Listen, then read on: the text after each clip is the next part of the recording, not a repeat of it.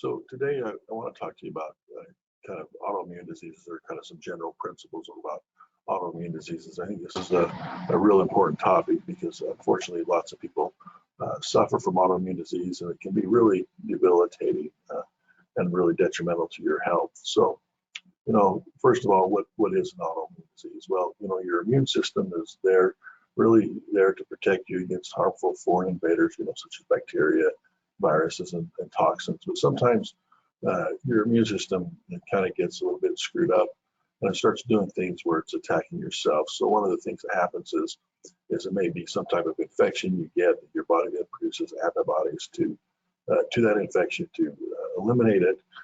However, sometimes those invaders also try to mask themselves in a way that appears similar to your normal tissues in your body.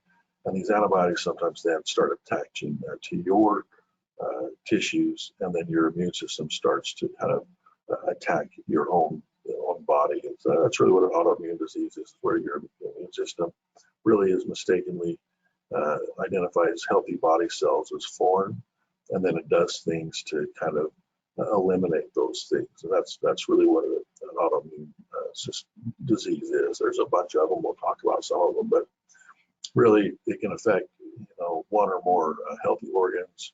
It destroys normal healthy body tissue. It can cause abnormal growth of organs and tissue, and it can actually change the functionality of an organ or stop the organ from functioning. Most common areas of the body that are affected by autoimmune illnesses are blood vessels and red blood cells, your endocrine glands like your thyroid gland and your pancreas, skin and connective tissue, and then joints and muscles. These are kind of the general buckets of things affected by autoimmune diseases. And the important thing to also remember is just because you have one doesn't mean you can't have another one. So unfortunately, people may suffer from more than one type of autoimmune disease. So what are the common symptoms? Well, despite the fact that there's a multitude of different types of autoimmune diseases, a lot of them will share the same kind of symptoms. This is good because the symptoms are something we can readily identify, but however, it's bad when they're shared across a bunch of different types of illnesses, because it does make it more difficult to get the correct diagnosis. But some of these symptoms are fatigue, joint pain and joint swelling, chronic skin problems, chronic rashes, like abdominal pain, digestive system issues, recurring fevers for unexplained reasons, and swollen glands. These are kind of some general things you'll see with autoimmune illnesses. Some autoimmune illnesses, just to kind of touch on some of them, is rheumatoid arthritis. This is where your immune system is really attacking the joint tissues. It's going to really have an impact on the joints themselves, causing lots of inflammation, swelling, and pain. And if it's not treated, then this is going to lead to permanent joint damage. Another autoimmune disease is lupus, and this really can affect any tissue type within the body, but it really commonly affects the joints, the kidneys, the lungs, and blood cells and nerves. Inflammatory bowel disease is just like its name would imply, is an autoimmune illness related to the bowel itself. And what happens is the immune system is attacking the intestinal lining, which can cause episodes of bleeding, diarrhea, kind of that cramping, pains, fever, weight loss. Two big classes of inflammatory bowel disease are ulcerative colitis and Crohn's disease. Multiple sclerosis is another autoimmune disease, and here the immune system is attacking nerve cells. This results in a variety of unpleasant symptoms, including pain, blindness, weakness, poor coordination, and muscle spasms. Type 1 diabetes is also an autoimmune disease. Here, basically, your immune system is destroying the insulin-producing cells in the pancreas. And unfortunately, once this happens, you progress to type 1 diabetes, then you need to have supplement insulin because you no longer can produce insulin, and you need insulin to survive. So that's one of the variables in type 1 diabetes. Guillain-Barré is another syndrome associated with the autoimmune illness. And what happens here is the immune system is attacking the nerves that are controlling muscles in the legs, and it can progress into the upper body and arms. But really what happens is this attack results in weakness, and this can sometimes be extremely severe. Psoriasis is also another autoimmune illness. And what happens here is you have the immune system, a certain type of cells, the T cells of the immune system, are accumulating within the skin, and this will basically cause the skin to also, in these areas, have rapid growth, and this will result in kind of those plaques you see with psoriasis, that silvery, scaly plaques in psoriasis. Graves' disease is another autoimmune disease. Here, the autoimmune or the immune system is producing antibodies that trigger the thyroid gland to release excess amounts of thyroid hormone, and so this results in hyperthyroidism. Symptoms here are bulging eyes, weight loss, nervousness, irritability, rapid heart rate, weakness, and brittle hair. So that is autoimmune disease related to your thyroid that causes overproduction of your thyroid hormone. On the flip side is something called Hashimoto's Thyroiditis. This too is an autoimmune disease related to an attack on your thyroid. But here the thyroid is being destroyed. The cells that produce the thyroid hormone are actually being destroyed. And this is going to result in a low thyroid hormone levels or hypothyroidism.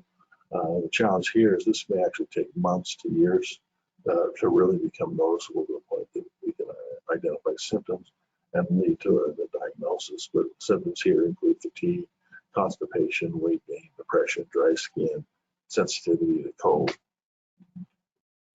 Next one is Myasthenix Gravis. Here, the antibodies they're binding to nerves. This makes them unable to stimulate muscles properly. So the main symptom here is weakness, and the weakness actually gets worse with activity. So that's another autoimmune. Last one I'll talk about is vasculitis, and that's really a group of autoimmune diseases that happens when the immune system attacks blood vessels. So this can affect any organ. So the symptoms will vary from body part to body part, but it's really an inflammatory response in the vascular or the vessels, blood vessels themselves. Well, is there risk factors associated with autoimmune disease? And there is.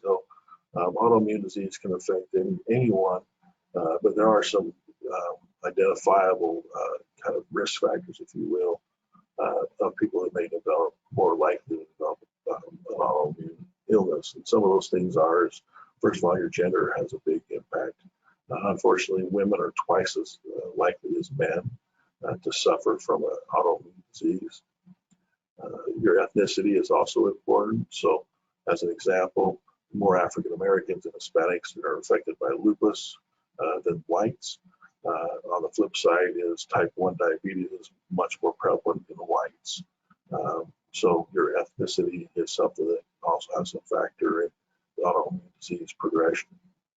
Genetics and family history is also important. So we're learning, that just because there's genes doesn't mean those genes are turned on, but having those genes does increase the likelihood of developing whatever it is we're talking about. And here we're talking about autoimmune diseases. What about environmental factors? Yes, there's lots of things looking at other things in the environment that seem to trigger this autoimmune response, and there are things that are considered. So one of those things is sunlight can stimulate an autoimmune response. In addition, certain bacterial or viral infections and toxic chemical exposures can lead to an autoimmune disease. Your diet's very important. Consuming high fat, high sugar, and highly processed foods is really another risk factor because these foods are thought that they're linked to inflammation, and inflammation is something that triggers kind of the abnormal immune response. Then the final thing is kind of the what they call the hygiene hypothesis. Children, today are not exposed to as many germs as they were in the past, and that's one of the theories out there is actually it's the lack of exposure to a variety of germs that's leading to some autoimmune diseases. So overcome on that, but it's kind of an interesting thing that's the not having interaction with a bunch of germs or bacteria actually can lead to autoimmune disease. And one of the theories is your immune system's not kind of trained, it doesn't have enough kind of exposure to know this is what I should do, this is what I should do. And you get that from just constant, basically exposure to things like the bacteria, things like that. Well, how are autoimmune diseases diagnosed? These can actually be quite a challenge at times for the physicians. As I said, the symptoms can be similar across the multitude of illnesses. And then in addition to that, a lot of times these symptoms progress over quite a long period of time. So it's the variety of symptoms, and then really the symptoms from onset to really getting bad enough that people want something done about it can also be a long time. So what are some of the things you can do? Well, you can follow in your symptoms and report on your symptoms. Write down a thorough family history related to autoimmune illnesses and other people within your family. Make sure you're really kind of understanding your symptoms. So kind of a symptom journal is very helpful because it may identify certain symptoms, certain patterns that can help your physician really make the diagnosis. And then obviously talking to your doctor is important.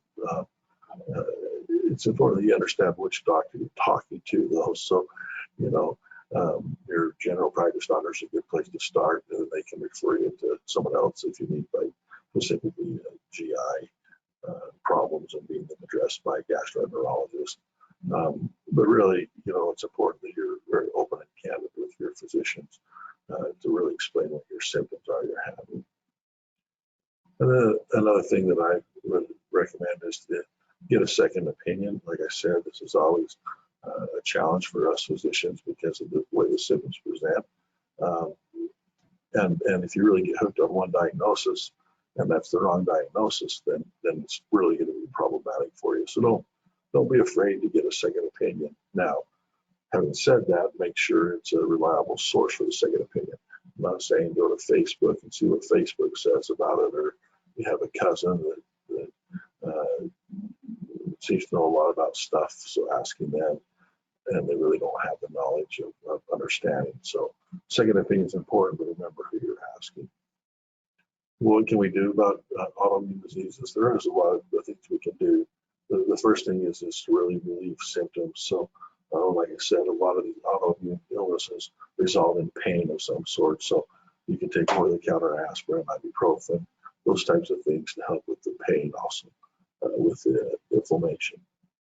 Now, other things that may, like sleep, for example, and maybe you're disturbing your sleep, you may need to talk to your physician to get help with sleep, maybe temporarily prevent something prescription-wise to help you sleep. And then even down the path further is sometimes you just need surgery to correct the problem. So another thing that is a treatment is basically replacing essential substances that your body no longer can produce. So type 1 diabetes would be a perfect example of that. That you now have to be on insulin because you don't have the right cells anymore to make insulin. In addition to that, thyroid illness can be associated with replacement where you end up taking thyroid hormone. Other treatment options are suppression of the immune system. So there are medications that you can use to suppress your immune system. And this will help control your disease process and preserve organ function. So they do have a role. So, for example, some medications are used to control kidney inflammation in people with lupus to preserve the kidney function. So some of the immune suppressive medications include chemotherapy drugs. And so that means to address the cancer. And then other drugs that they use to prevent rejection in people who have organ transplants. So there are medication things that you obviously have to follow up with a physician for, but to help for the more severe cases. Another thing I get asked a lot is really the alternative treatments. There's a lot of kind of information out there about if you have this, just go ahead and do that. And unfortunately, there's just really not a lot of research. It doesn't mean these things don't work. It just means I can't speak well to them in the context of showing data that they do work or they don't work. There's always the anecdotal data of someone did it and it worked great. But when you're talking about alternative treatments, it's really just the evidence isn't there yet. Now, having said that, if you're going to try an alternative treatment, then make sure your physician knows that, because if certain supplements and things like that can be detrimental to your health too, specifically in combination with some of the drugs people may be on. And then the important thing is kind of autoimmune disease typically come in flares, meaning that you're going to have good days where things seem to be working well, and you have bad days where things seem to be really flared up and really be causing you a lot of discomfort. And there's things you can do with that, so is it related to the sun, then avoid the sun. But what you really need to do is work with a healthcare provider, though, on this, because there's so many things out there that really don't help or actually can make things worse. And so you really want to work with someone that's qualified to help address that. Some of the things you can do, though, that don't really require necessarily medicine is eating well, so a healthy, balanced diet is one of the things you can do. Lean proteins, fruits and vegetables, limit your fats and trans fats and added sugar, but really kind of common sense stuff, but this can have a big impact on your autoimmune diseases. In addition to that, regular exercise is helpful in people with autoimmune disease, both by direct, impacting the joints that may be impacted, but indirectly too by increasing, the flexibility, things like that. You do have to be cautious if you suffer from an autoimmune disease, that you just don't overdo it with exercise. Now, kind of along the lines of don't overdo it is another thing you can do to help with if you have an autoimmune disease is get adequate rest. So remember, you're shooting for 7 to 8 hours of rest every night, and that's found to really help reduce the symptoms associated with autoimmune disease. And then in addition to that, anytime you can reduce stress is really, really important. Stress triggers a whole bunch of things in our body, most of which are not good for our health overall long term. But if there's things you can do to learn how to cope with stress better, that would be very helpful. So, kind of in summary, unfortunately, autoimmune disease can affect anyone, really any age, and it can be kind of chronically debilitating. But having said that, you're not completely hopeless. There's things you can do to help minimize the effects of autoimmune disease, whether it's stress reduction, eating healthy, those types of things, to seeking the counsel of a healthcare provider to get a better understanding of what's going on with your illness. So that's kind of it for today for autoimmune. I appreciate everyone's time, and feel free to reach out to us if you need anything. But having said that, I'm going to go ahead. We're ending for the day, so thank you much.